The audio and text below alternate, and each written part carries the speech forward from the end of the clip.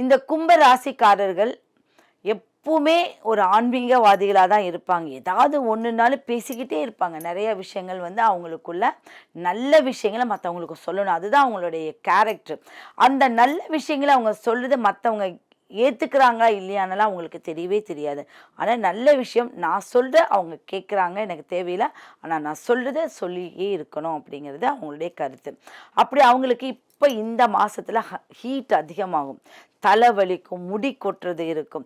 அப்போ அதுக்கு உண்டான ஒரு பரிகாரத்தை நீங்கள் செஞ்சுக்கோங்க. அதுக்குண்டான ட்ரீட்மெண்ட்டை நீங்கள் செஞ்சுக்கோங்க. அடிக்கடி வயிறு வலியும் உங்களுக்கு வந்துக்கிட்டே இருக்குது. வயிறு அப்படின்னா சூடு தாங்க முடியாமல் வயிறு வலி வரும். உங்களுக்கு முழங்கால் எல்லாம் ட்ரை ஆகும். அந்த ட்ரை ஆகிறதுல ஏன் அப்படின்னா பசிவு தன்மை நம்மளுக்கு இல்லாதனால. அது எண்ணெயே போட மாட்டாங்க, எண்ணெய் போடல, எனக்கு அப்படிலாம் இல்லை, ஸ்பீடாக போயிட்டு ஸ்பீடாக குளிச்சுட்டு ஸ்பீடாக நான் வேலைக்கு போயிட்டே இருக்கேன் அப்படிம்பாங்க. தூக்கம் சரியாக இருக்காது. 3 மாத காலமாக அவங்களுக்கு தூக்கம் சரியாக இருக்காது. அது இந்த மாதத்தில் இது எல்லாத்தையும் மாற்றிக்கோங்க.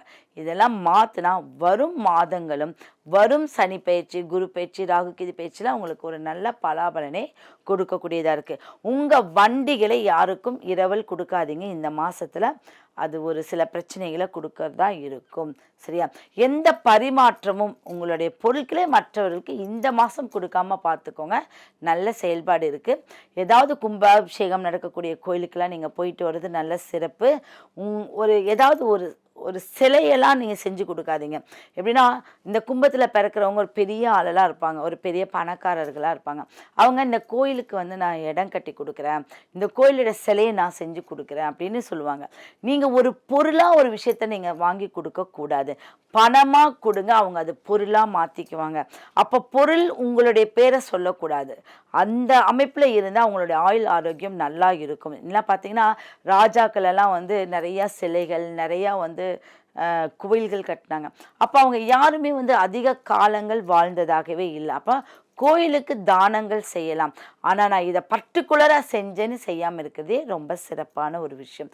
அப்போ நீங்கள் ஏதாவது ஒரு கோயிலுக்கு போகிறீங்க அப்படின்னா எங்கெல்லாம் கூரை, இப்போ நீங்கள் வந்து கும்பத்தில் பிறந்தா கும்பம் இல்லாத ஒரு கோயிலுக்கு போங்க. கூரையே இருக்காது இல்லையா? இப்போ கூரை இல்லாத ஒரு கோயில்கள் அப்படிலாம் இருக்குது. மரத்தடியில் இருக்கக்கூடிய கோயில்கள் இருக்குது. அப்போ உங்கள் குலதெய்வம் மரத்தடியில் இருக்கக்கூடிய குலதெய்வமாகவோ இல்லை கூரையில்லா குலதெய்வமாகவோ இருக்கிறதுக்கெல்லாம் வாய்ப்பு இருக்குது.